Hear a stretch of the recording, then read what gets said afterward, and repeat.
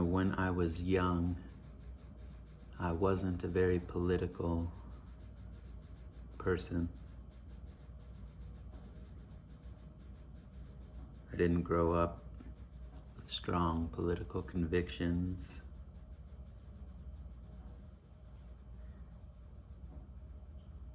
I'd say politics was implicit rather than explicit, rather than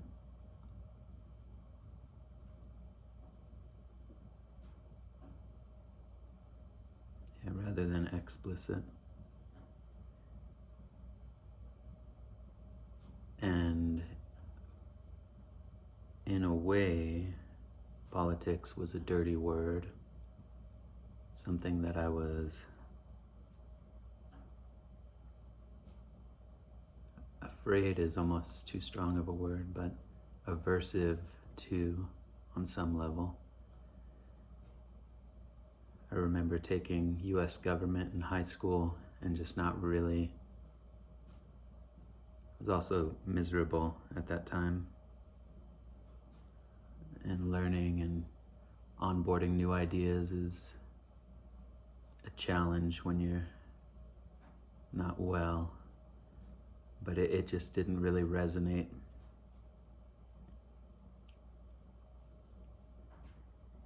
And as I got older, went to college, I became more politically aware.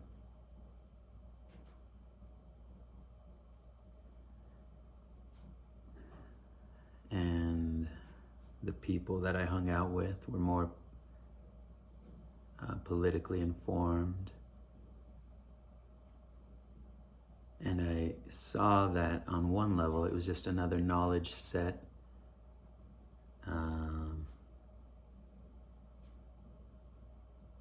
That there's a lot of rancor, a lot of high drama and bad feeling and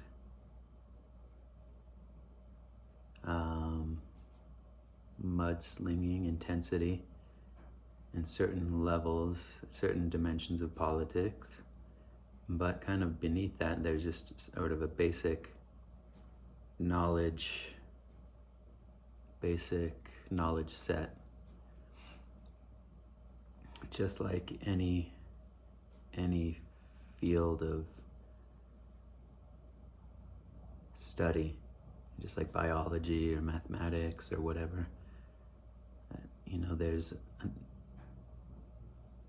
before you get into sort of the applied science of politics, there is understanding the US government, the tripartite system, is that the right word? And, the checks and balances and executive, legislative, judicial, system of courts, local, state, appellate, all that stuff, Supreme Court, understanding the electoral process, Constitution, Bill of Rights, distinctions like public versus private, and how bills get made into laws, the committee process, voting, bicameral legislature, there's all those just sort of basic fundamental things to understand that don't have any kind of party affiliation or necessarily any sort of aren't valenced, positive or negative. It's just knowledge. And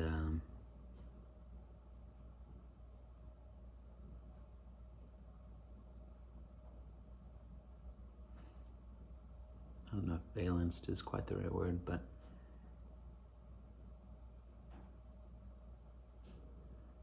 and so I dated somebody in college who was very knowledgeable at that level and just sort of passionate about the political process. Family was involved in local politics, and I'd say generally the people I hung around with were politically knowledgeable, savvy people.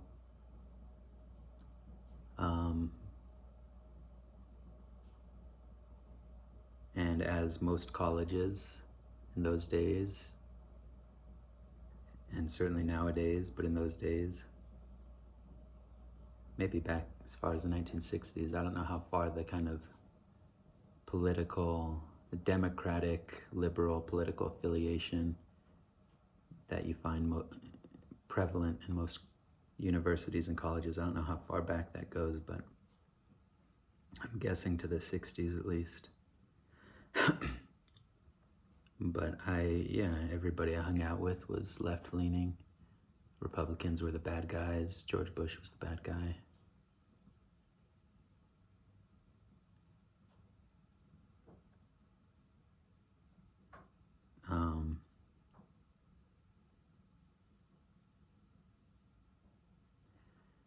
But yeah, more than just kind of the basic knowledge, which took a while, and I'm still working on acquiring an understanding of like civic institutions and US government and history. That was another dimension that you pick up, and you kind of scaffold your way there. You learn bits and pieces, and you're kind of piecing it all together.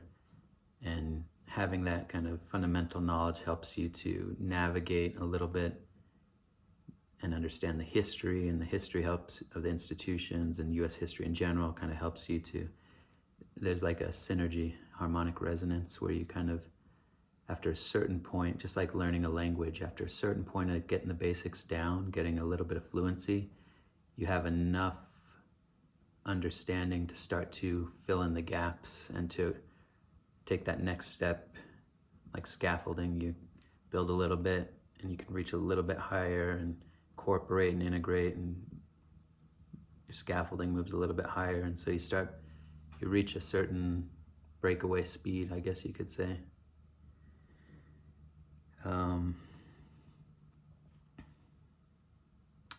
Where you are able to become somewhat of an autodidact, or it just becomes easier to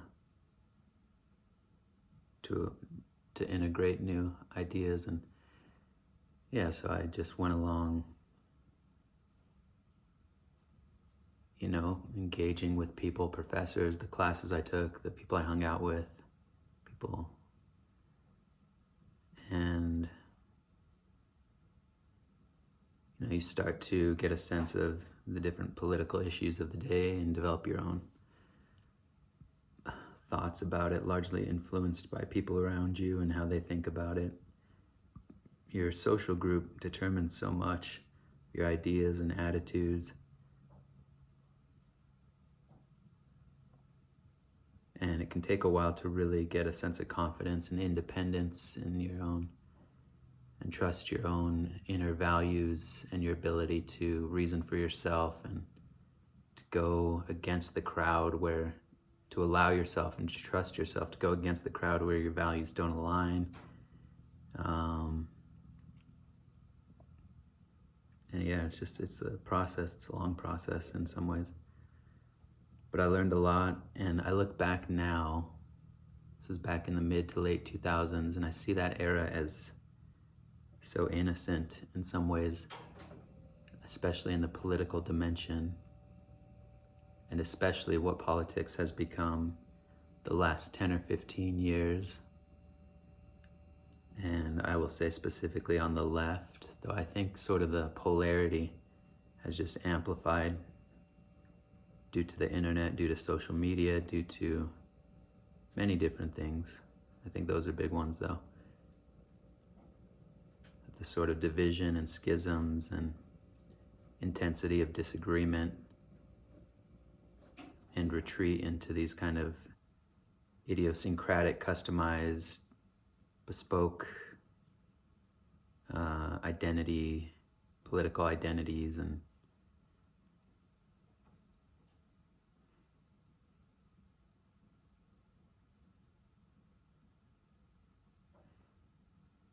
balkanized. We've become more balkanized. Is that the right word? I don't know. Not really explaining that very well.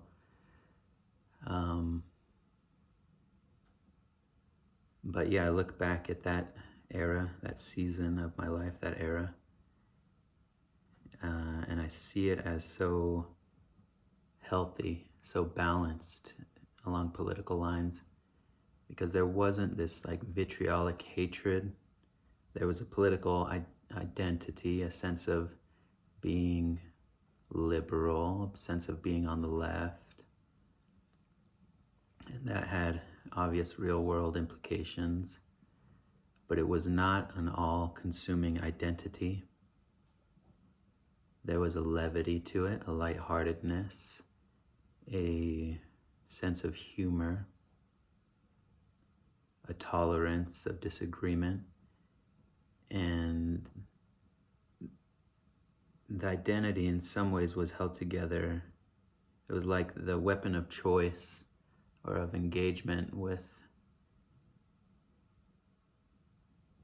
antagonistic or adversarial or opposing views was satire, parody, humor.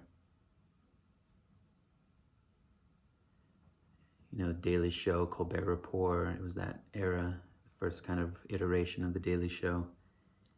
And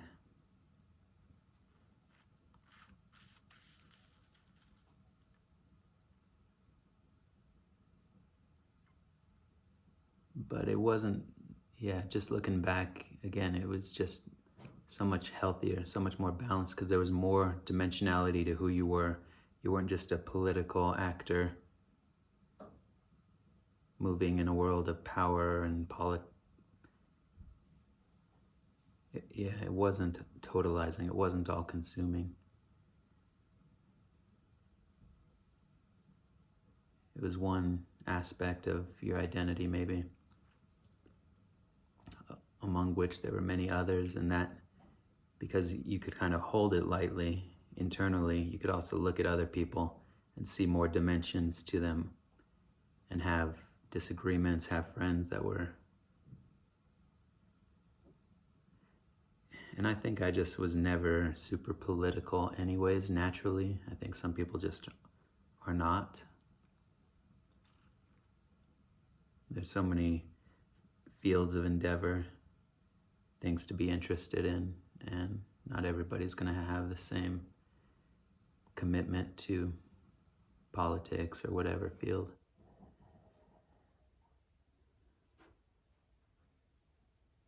But I just mention all that as sort of the background, because my social group changed after undergraduate. So like end of the 2000s, maybe 2009, 2010. And I began to spend time with a group that was much further left, more explicitly left. I would say radical. They were all very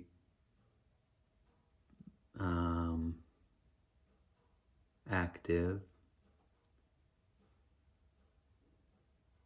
activists, I would say. And, you know, this is when I really started to hear about social justice issues and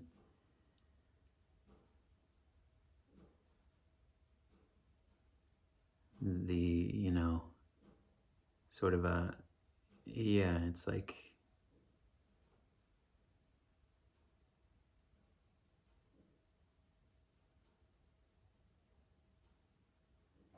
white privilege, and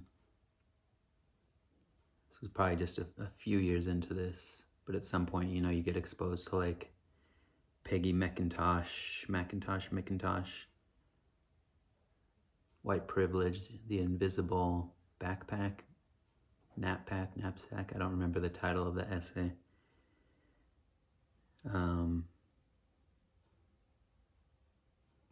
Well, let me not get ahead of myself here, but I started hanging out with a different group of people, and I was just naive in some sense. I sensed in an inchoate fashion, in an inchoate way, in a way that I couldn't articulate, but that this group was different, that they were kind of operating under a different paradigm, and there was something alluring about them.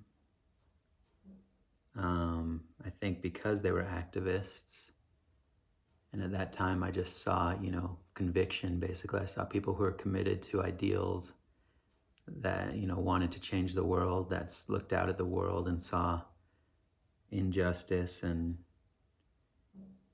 I don't know, there was something, they were willing to be arrested, and they were really deep in it. And it was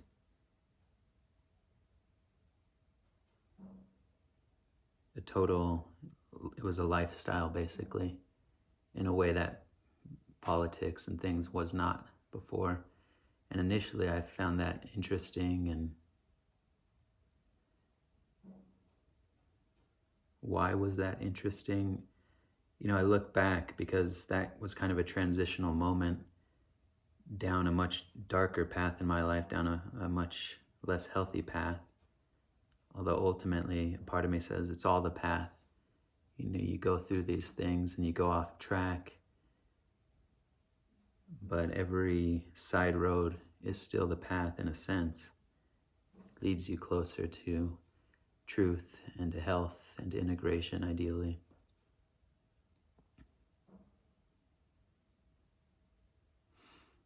So why was I kind of attracted, or I could even say vulnerable, to that way of thinking? And this was way before the words like woke or anything like that.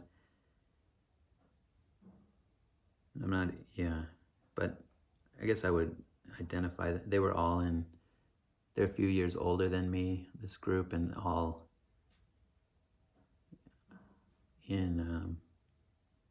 most of them were in graduate school, American Studies, which is a very radical perspective on U.S. history, and it's like Howard Zinn would probably be somebody you would read.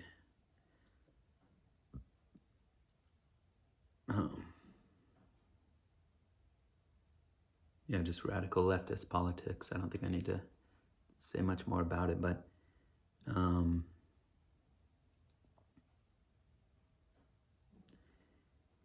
but I wasn't attracted. It wasn't this like conscious, philosophical, political process, intentionally trying to work out where everything was. It was just I was attracted to this group, and I think in part because I was, I've always been a fan of the 1960s, especially growing up, was really attracted to that era, stylistically, artistically, and just kind of the general energy of that era of change and challenging the status quo. And Martin Luther King Jr. shines bright in that universe, the constellation of characters and historical figures, period, but definitely in that era. And I just admired and in many ways still admire him.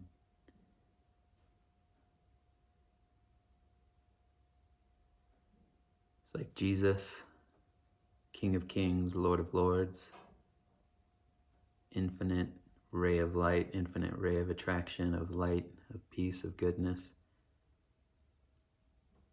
And slightly below that, Martin Luther King Jr. And even in some ways, I've said this, trying to record this video before, but some ways, he was more attractive, or as or more attractive than Jesus, even because I feel kind of bad saying that, but just in the sense that we have archival footage and interviews with people that knew him, interviews with him.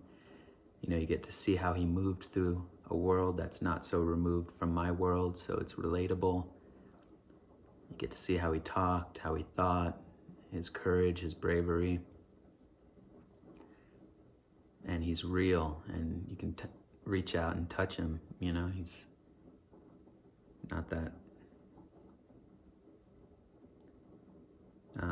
yeah, just a remarkable figure. People like Bobby Kennedy, really moved by him and inspired. So anyways, I kind of looked up to them and that whole era and the activists that were part of it, the sit-ins at lunch counters, and you think, would I be one of those people in there in the South trying to integrate, businesses and public institutions, would I be sitting at that counter getting hit with drinks and fists and insults and all the kind of vile shit that people went through, murder and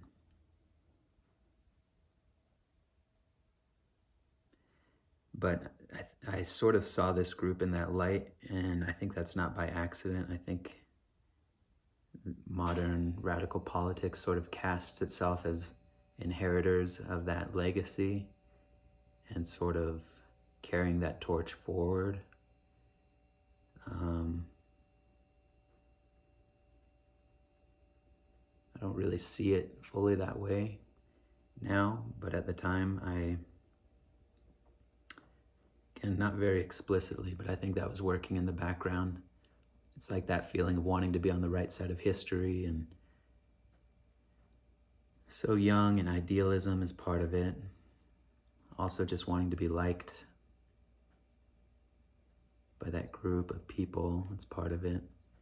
And there's like a certain, I almost look at it now as an indoctrination process, but it is more subtle, more kind of sinister in a way.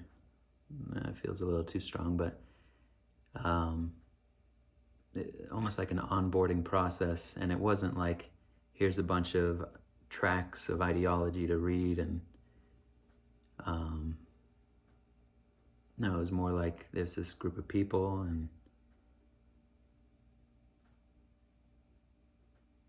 it was like you pick up the attitudes and the energy and the orientation of a group, and how they, just through it's like implied in certain comments that you make, your political worldview and your worldview in general is kind of implied in how you live your life and how you talk and who you associate with. And so you don't really need to have an explicit course. You kind of pick it up and you ask questions, and through interaction, and so it's step by step. It's like the frog you put a frog in already boiling water, it's going to jump out because of the contrast of the ambient temperature, and the water is so drastic. But you can put a frog in room temperature water, it'll stay in the water, and you slowly turn up the heat and it'll cook to death, because it happens incrementally, gradually. It's sort of like that. And I think since I was already kind of on the left anyways, politically, there was an openness there. It wasn't as big of a leap. I think just my own kind of insecurities and vulnerabilities, looking for meaning, looking for significance, looking ultimately for God, looking for transcendence, deeper experience. And what I saw in them, I think maybe in another lifetime I would have been attracted to. It was the same thing in a sense, at least at that stage, probably. It was similar to how I looked at monks and people with a commitment to God and to spiritual practice, and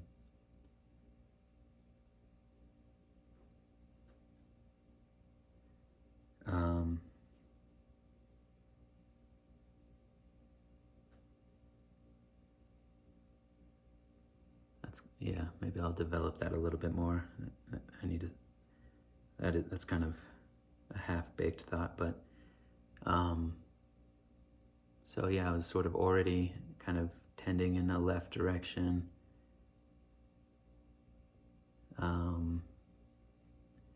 There's like a historical narrative that you're aware of if you grew up in the US, of this kind of liberatory process moving towards a more perfected union, is language I've heard kind of in the context of American politics. Maybe that's in the Constitution, that language. The pursuit of a more perfect union. But yeah, this idea that, we start out in this really kind of dark era, foundational era of slavery and other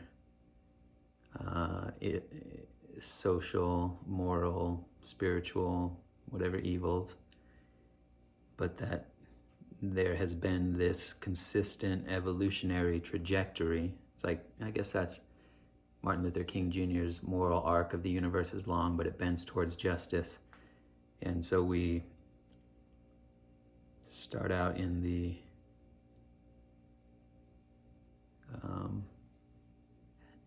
hell and brutality of slavery, the antebellum South, but, Abraham Lincoln, abolitionists, there's this movement, ultimately, giant conflagration, civil war, hundreds of thousands killed. Not exclusively about slavery, I don't think, but a big part of it is about slavery and dismantling that institution. And you've got the Reconstruction era, that there's forward progress, regress, forward progress, regress, Jim Crow South,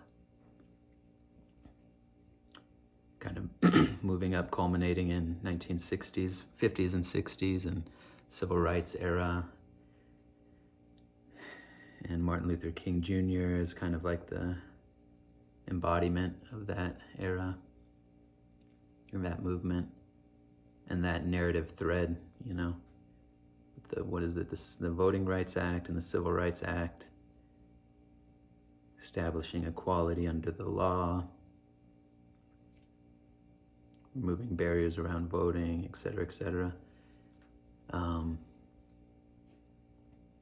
But also just kind of the national psyche, moving out of ignorance, moving in the direction of greater, I guess justice is the word. All these words get a little bit tainted. But, so yeah, you want to be part of that legacy. You want to feel like you're part of that, the good guys. And so you can get into it with the best of intentions, radical politics, but it becomes where it becomes, and so I did. I'm just sort of using my experience to kind of riff on some bigger themes here around identity, identity is a big one,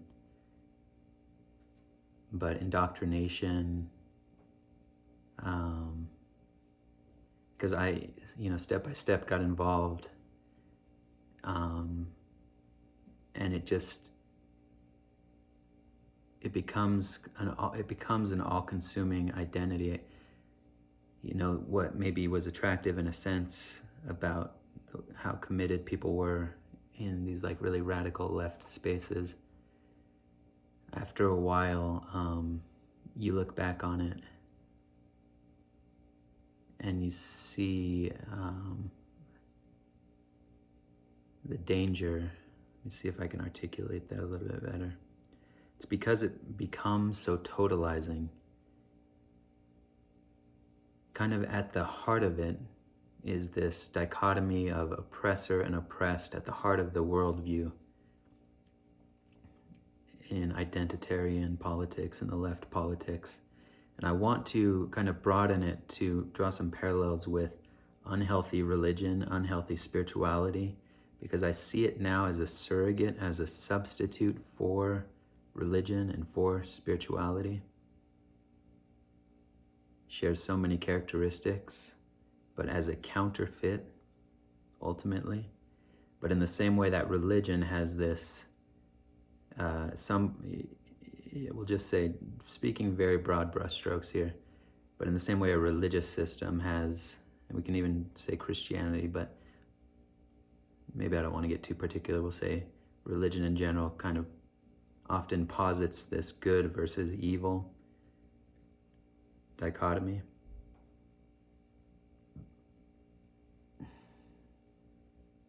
Radical left politics has that at the center as well, but that dichotomy is kind of replaced with the oppressor and the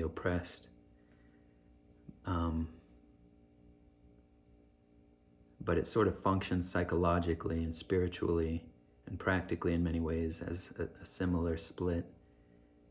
And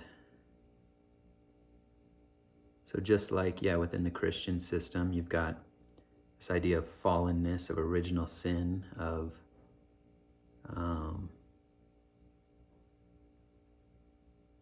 evil. In this system, in this paradigm, radical politics, you've got a worldview that inclines you to look through the lens of oppressor and oppressed, and everybody and everything sort of fits into one of those, breaks down into one of those two categories. Gets a little bit more complicated than that, but basically. And so you're living in a fallen world, I guess is what I'm trying to say, in the same way a religious concept or value might.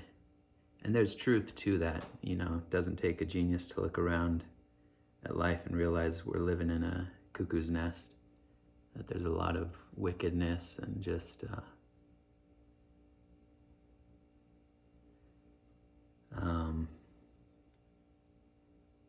madness. So there is some truth to that. It points to something, but